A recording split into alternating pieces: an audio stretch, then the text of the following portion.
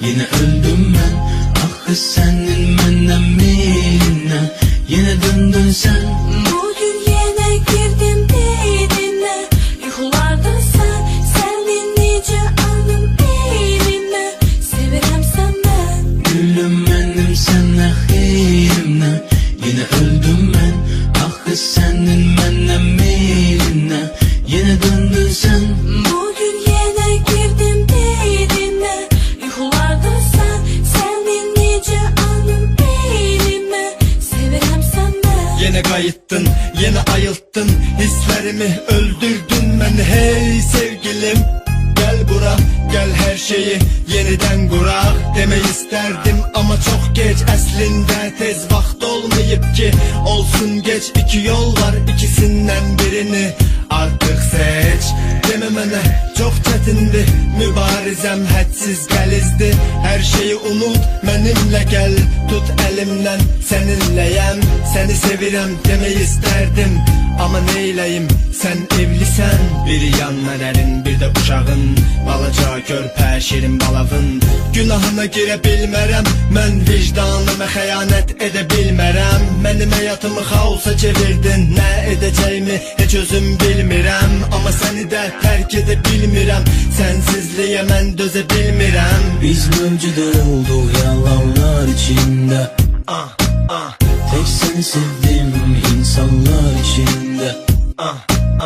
Biz mevcut olduk yalanlar içinde. Niye seni sevdim insanlar içinde? Gülüm benim senle xeyrimle. Yine öldüm ben, ah senin menden meyline. Yine döndün sen. Bugün yine girdim beynine. Yuxularda senin nice anım elimle. Sevirəm senden. Gülüm benim senle xeyrimle. Yine öldüm ben, ah senin menden meyline. Yine döndün sen. Bugün yine girdim beynine. Yuxularda senin nice anım elimle. Sevirəm senden. Haricimde bunu göstermirəm ama kalbimde yerin başkadır. Yine başladı əzablı günlerin, dözmədi qəlbin, yine de geldin. Qaç məndən uzaklaş, yaxın durma mənə. Aralan məndən, bilsən mənim için bir anlık ehtirasdan ibaret değildin gülüm. Kaş bizim taleyimiz məktəb gündəlik kimi olardı. Uşaq vaxtı elədiyimiz kimi müəllim biz qiymət yazanda pisi değiştirib yaxşı edərdik. Axırı pis olsa da qoy heç olmasa bu günlərimiz yaxşı keçsin deyərdik. Ama alınmır, bu da alınmır, alınmır. Seninle olmaz gülüm, sensiz de olmur gülüm.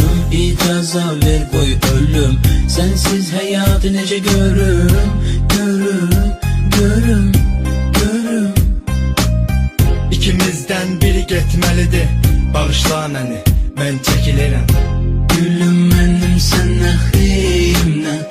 Yine öldüm ben, ah senin menden meyline. Yine döndün sen.